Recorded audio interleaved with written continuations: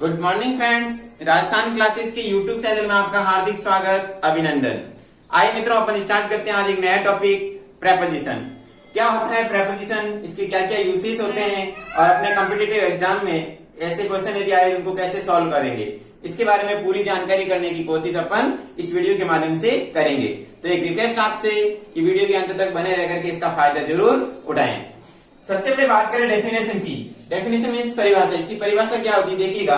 It is a word, ये एक ऐसा वर्ड होता है, एक ऐसा शब्द होता है, placed before a noun. Placed मतलब आता है, स्थान लेता है कहां पर, बिफोर अ नाउन, एक नाउन से पहले, और अ प्रोनाउन, या नाउन से पहले आएगा या फिर प्रोनाउन से पहले आएगा।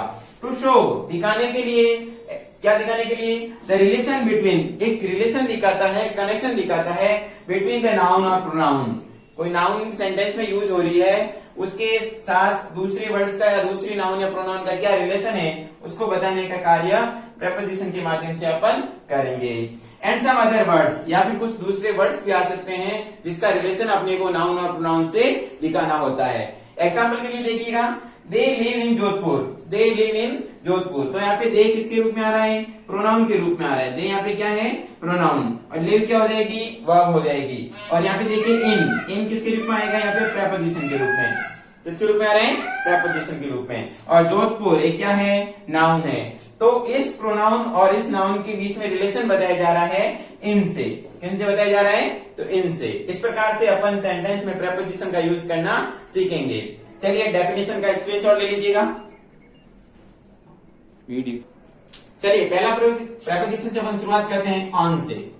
बिल्कुल कॉमन सा प्रेपोजिशन है ये, और आमतौर पे हर कॉम्पिटिटिव एग्जाम में इसके एक दो एग्जांपल देखने को मिलते हैं। तो देखिए ऑन का यूज अपन कब करेंगे? मान लीजिए ये कोई नाउन है, ये क्या है? नाउन है, और दूसरी नाउन इसके बिल्कुल टच होती हुई सरफेस के ऊपर यदि आती है, तो ऐसी स्थिति में आपको किसका प्रयोग करना होता है? ऑन का। वापस से समझ लीजिए, एक नाउन के ऊपर दूसरी noun, on the surface, on the surface, यानी उसकी सतह के ऊपर टच होती हुई, सरफेस के ऊपर क्या होनी चाहिए?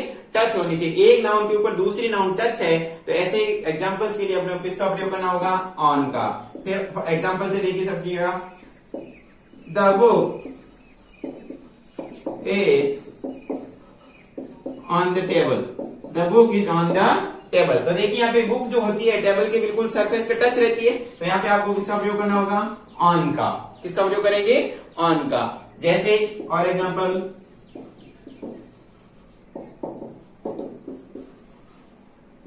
The car is blank space the road. Car जब चलती है तो रोड के ऊपर चलती है, तो यहाँ पे भी कौन सा प्रेपोजिशन यूज होगा? ऑन। समझ में आया होगा आपको ऑन? वापस से समझ लीजिएगा, किसी भी चीज के ऊपर दूसरी नाउन टच हो, मतलब एक सरफेस के ऊपर टच करते हुए कोई दूसरी नाउन हो, उसके लिए आपको किसका प्रयोग करना होगा? ऑन का। चलिए दूसरे इसका यूज स्क्रीनशॉट लेकर के साथ साथ स्क्रीनशॉट लेते रहें और चीजों को समझते रहें। दूसरा यूज इसका होता है टाइम के साथ। दूसरा यूज इसका क्या होगा? टाइम के साथ। यदि आपको टाइम बताना है या डेज बताने हैं, तो उसके साथ भी आपको किसका प्रयोग करना होगा? ऑन का। जैसे देखिएगा, I came here on Sunday. I came here on Sunday. जब आप कोई डेज बताते हो तो उससे पहले आपको किसका प्रयोग करना होगा? ऑन का। आई केम हियर संडे। और डेट से पहले, डेज और डेट से पहले भी आपको किसका प्रयोग करना होगा? ऑन का। जैसे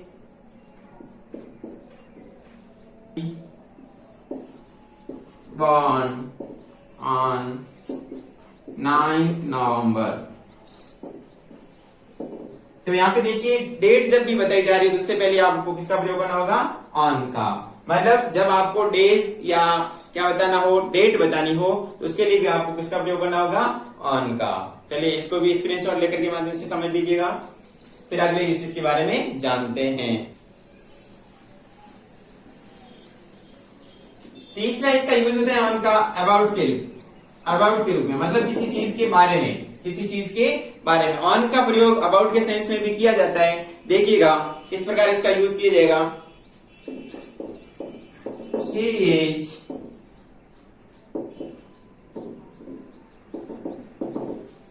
writing a book on Rajasthan. He is writing a book on Rajasthan. वह राजस्थान के ऊपर यानी राजस्थान के बारे में एक पुस्तक लिख रहा है। इस सेंस में भी आपको किसका प्रयोग करना होगा? ऑन का। एक और एग्जांपल लेते हैं, देखिएगा।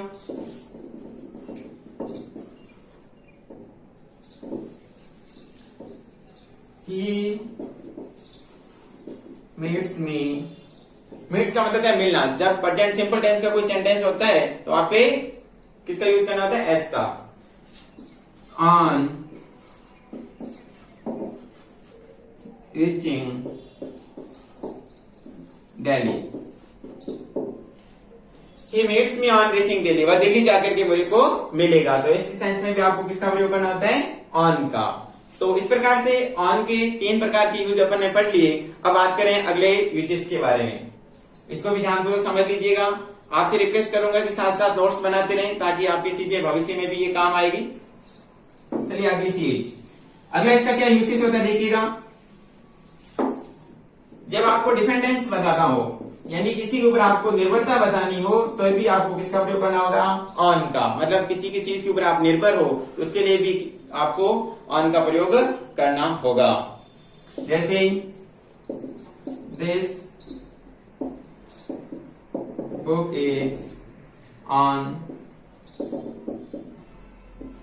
History. The book is this book is on history. तो इसमें भी आपको किसका प्रयोग करना होगा? ऑन का। मतलब ये बुक किसके ऊपर निर्भर है? हिस्ट्री के ऊपर। और एग्जांपल,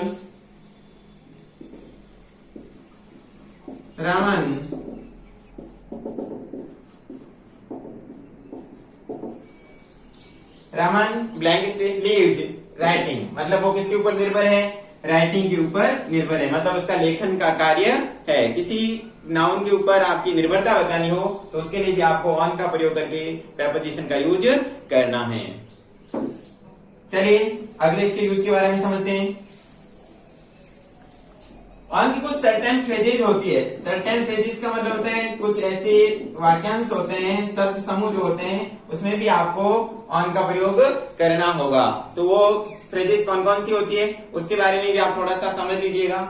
जैसे ऑन फुट। ऑन फुट का मतलब है पैदल चलना। ऑन फुट का मतलब क्या होता है? पैदल चलना। ये फ्रेजेस होती है जो सेंटेंस में आएगी तो ये दोनों वर्ड हमेशा साथ साथ में ही आएंगे। On lawn, on a visit. तो इस प्रकार से कुछ फ्रेजेस होती है उसमें भी आपको ऑन का प्रयोग करना होता है। तो मित्रों ये था ऑन का प्रयोग। मुझे आशा है कि आपको ये चीज समझ में आ रही होगी। चलिए अब ऑन के बाद अगला दूसरा प्रेपोजिशन अपन लेने जा रहे हैं। ओवर। अगला प्रेपोजिशन कौन सा ले रहे हैं अपन? Preposition number 2, over.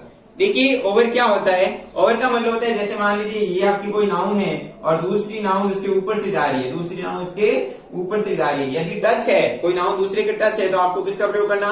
ऑन का। और ऊपर से जा रही है तो आपको किसका प्रयोग करना होगा? ओवर का। अब देखिए इसके क्या एग्जाम्पल होंगे, देखिए। द स्काई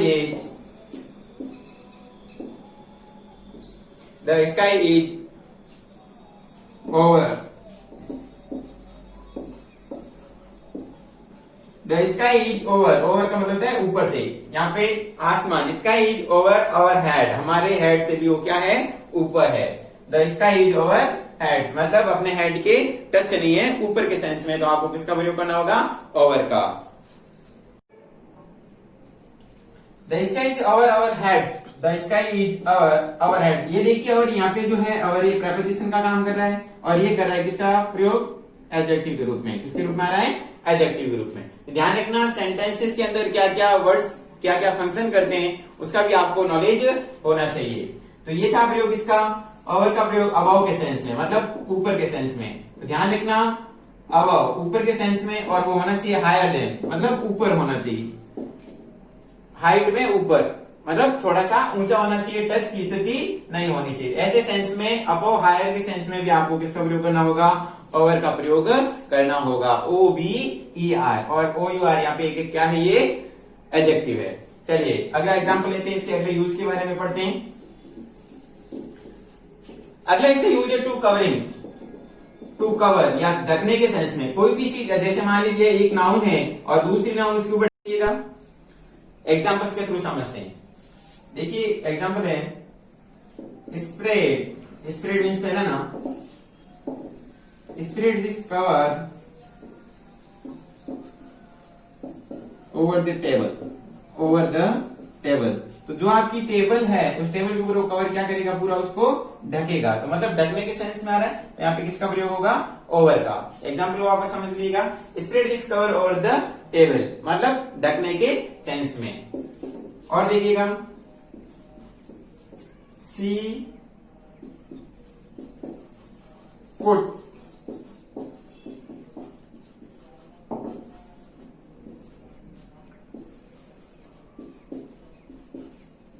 देखिए ब्लैंक स्पेस दिया मैंने आपके लिए।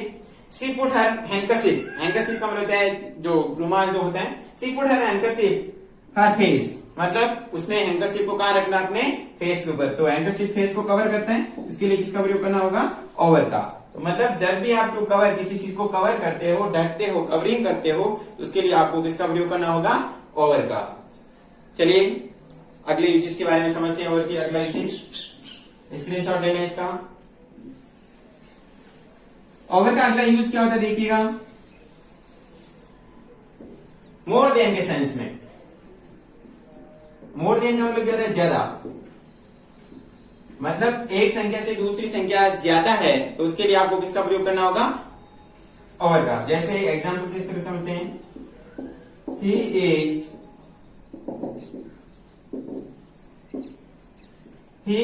50। तो खाली जगह में आपको क्या करना पड़ेगा, ओवर। ही इज ओवर 50, वह मतलब 50 साल से क्या है, ऊपर है। तो जब आपको ज्यादा संख्या बतानी हो, मोर देन के सेंस में आप नाउन शो कर रहे हो, तो उसके लिए आपको किसका प्रयोग करना होगा, ओवर का। चलिए आगे बढ़ते हैं, फटाफट इसको उतारिएगा। ये कुछ एग्जाम्पल थे ओवर के, मतलब एक तो ऊपर के सेंस में, हायर देन के सेंस में, कवर के सेंस में, और अगला यूजेस है इसका मोर देन के सेंस में। अब अगला प्रेपोजिशन अपन लेते हैं टू। कौन सा लेते हैं अगला प्रेपोजिशन, टू। काफी इंपॉर्टेंट प्रेपोजिशन है, और एग्जाम्पल में, एग्जाम के इसमें, कॉम्पिटिटिव एग्जाम में बहुत सारे क्वेश्चन इसके आपको देखने को मिलते हैं। तो टू का प्रयोग अपन कब करेंगे, देखिएगा सजेस्ट, सजेस्ट करने में या शो करने में, डायरेक्शन, डायरेक्शन को दिखाने में आपको इसका प्रयोग करना होगा। डायरेक्शन शो करने में, या फिर डेस्टिनेशन। डेस्टिनेशन का मतलब क्या होता है, गंतव्य स्थान। आपको डेस्टिनेशन शो करना है या डायरेक्शन शो करना है, तो आपको किसका प्रयोग करना होगा, टू का। जैसे एग्जांपल के जरिए, he goes to school, he goes to school. ये क्या बताया जा रहा है, डेस्टिनेशन, मतलब गंतव्य स्थान बताया जा रहा है। तो एक स्थान से आप दूसरे स्थान की तरफ जा रहे हो, तो आपको किसका प्रयोग करना होगा, टू का प्रयोग करना होगा। तो डेस्टिनेशन सजेस्ट करने में, डायरेक्शन सजेस्ट करने में आपको किसका प्रयोग करना है, टू का। अब डायरेक्शन का एग्जांपल देखिए,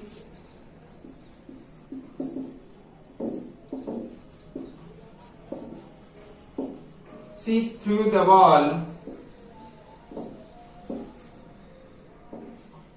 see through the wall to me, see through the wall to me. उसने बॉल मेरी तरफ फेंकी। तो ये क्या बता रहा है, डायरेक्शन, और इसमें क्या बता रहा है, डेस्टिनेशन। तो डेस्टिनेशन शो करने में और डायरेक्शन शो करने में आपको कौन सा प्रेपोजिशन यूज करना होगा, टू का। चलिए इसको भी उतार लीजिएगा, स्क्रीनशॉट ले लें।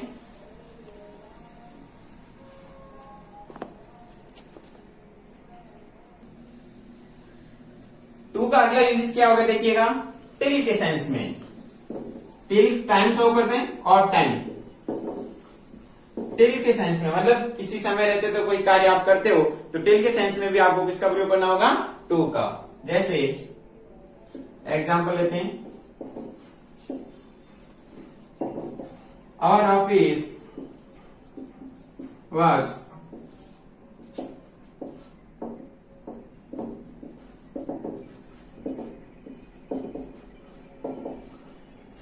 क्या आएगा ब्लैंक स्पेस में, देखिएगा our office works 10 AM to 5 PM, मतलब सुबह 10 बजे से लेकर के शाम के 5 बजे तक, टिल मतलब 10 से लेकर के 5 बजे तक अपना ऑफिस वर्क करता है। तो इसके सेंस में भी आपको किसका प्रयोग करना होगा, टिल का प्रयोग करना होगा, सॉरी टू का प्रयोग करना होगा। जब आप टिल बता रहे हो, टाइम के सेंस में बता रहे हैं, तो आपको टू का प्रयोग करना है।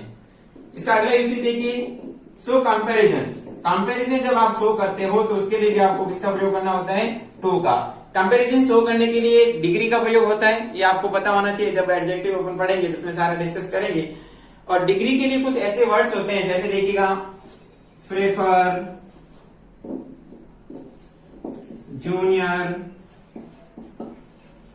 सीनियर, तो ऐसे कुछ वर्ड्स होते हैं, उसके साथ हमेशा किसका प्रयोग होता है, टू का प्रयोग होता है। तो इस चीज को भी आपको विशेष रूप से ध्यान रखना है। जब आप किसी नाउन या प्रोनाउन का कंपैरिजन बता रहे हो तो उसके लिए भी आपको किसका प्रयोग करना होगा, टू का प्रयोग करना होगा। जैसे एग्जाम्पल के जरिए समझते हैं, आई प्रेफर, प्रेफर यानी पसंद करना, आई प्रेफर मीन्स होता है पसंद करना। I prefer milk to tea, I prefer milk to tea, मुझे चाय से ज्यादा क्या पसंद है, मिल्क टू टी मतलब दूध पसंद है। तो इसके लिए आपको क्या करना, प्रेफर के साथ हमेशा कौन सा आपको प्रेपोजिशन यूज करना होगा, टू का। जैसे और एग्जांपल जूनियर का लेते हैं, he is junior to me, he is junior to me, वह मेरे से क्या है, जूनियर है मतलब बड़ा है, जूनियर के लिए। आपको ध्यान रखना, प्रेफर, जूनियर, सीनियर, ये ऐसे इंफीरियर, सुपीरियर, कुछ ऐसी क्या कहते हैं इसको, डिग्रीज होती है, एडजेक्टिव होते हैं, उनके साथ आपको किसका प्रयोग करना होगा, टू का। स्क्रीनशॉट ले लीजिएगा।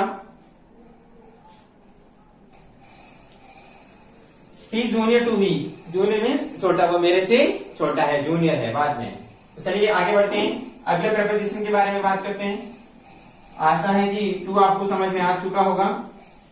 मित्रों इसकी ज्यादा से ज्यादा एक्सरसाइज करते रहें ताकि आपको सारी चीजें क्लियर होती रहेगी। और अगला प्रेपोजिशन अपन पढ़ने जा रहे हैं, इनटू। कौन सा पढ़ेंगे, इनटू। इनटू क्या शो करता देखिएगा, जैसे मान लीजिए कोई नाउन है, ये इस नाउन के अंदर दूसरी नाउन प्रवेश करती हुई आ रही है, मतलब एक नाउन दूसरे के नाउन के अंदर की स्थिति में शो हो रही है, कंडीशन मोशन बताया जा रहा है, तो उसके लिए आपको किसका प्रयोग करना होगा, इनटू का प्रयोग करना होगा। यह क्या बताएगा, to the inside, to the inside मतलब अंदर की तरफ मोशन, गति जो है कि किसकी तरफ, एक नाउन दूसरे नाउन के अंदर की तरफ जाते हुए यदि आपको गति बता रही है तो किसका प्रयोग करना होगा, इनटू का प्रयोग करना होगा। चलिए एग्जांपल से समझते हैं। She goes into the classroom. She goes into the, देखिए इसमें प्रेजेंट सिंपल टेंस बहुत कम यूज होता है। She is going to, going into the classroom, she is going into the classroom मतलब ये क्या बताता है, मोशन बताता है, गति, मोशन। जब गति का प्रयोग अपन करेंगे ना, तब इसके लिए आपको किसका प्रयोग करना होगा, इनटू का प्रयोग करना होगा। She is going into the classroom, वह क्लासरूम के अंदर की तरफ जा रही है। तो ये क्या बताया जा रहा है, एक नाउन जो बाहर खड़ी थी नाउन, वो दूसरी नाउन के अंदर की तरफ प्रवेश कर रही है, तो किसका प्रयोग करना है, इनटू का। और एग्जांपल जैसे देखिए,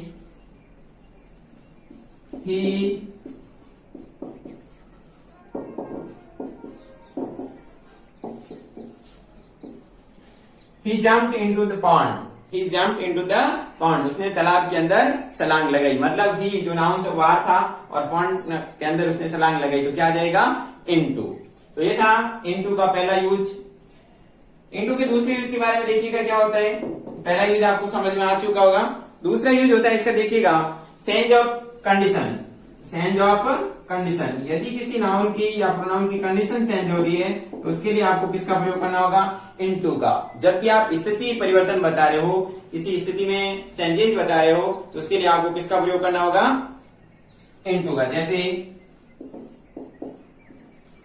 वाटर, साइंटिफिक फैक्ट जो होते हैं ना, वैज्ञानिक तथ्य, वो भी इसमें बताए जाते हैं। जब प्रेजेंट सिंपल टेंस का यूज करते हैं साइंटिफिक फैक्ट बताने में, तो साइंटिफिक फैक्ट बताने में भी, यानी जब आप परिस्थिति परिवर्तन, स्थिति परिवर्तन बताओगे, उसके लिए भी आपको किसका प्रयोग करना होगा, इनटू का। जैसे water change into ice, water change into ice, पानी किसमें बदल गया, बर्फ में, पानी किसमें बदल गया, बर्फ में। तो जब आप चेंज ऑफ कंडीशन की भी बात करोगे उसके लिए भी आपको किसका प्रयोग करना होगा, N2 का प्रयोग करना होगा। तो मित्रों आज अपन ने कुछ प्रेपोजिशन के बारे में डिस्कस किया, प्रेपोजिशन क्या होता है और इसके कुछ एग्जांपल्स के थ्रू अपने को समझने की कोशिश की है। मित्रों आज अपन ने कुछ नवाचार किए हैं, मुझे आशा है कि ये नवाचार आपको पसंद आए होंगे। कमेंट बॉक्स में आप अपने फीडबैक जरूर बताएं, ये नवाचार आपको कैसा लगा। वीडियो को पूरा देखने के लिए आपका धन्यवाद, थैंक यू।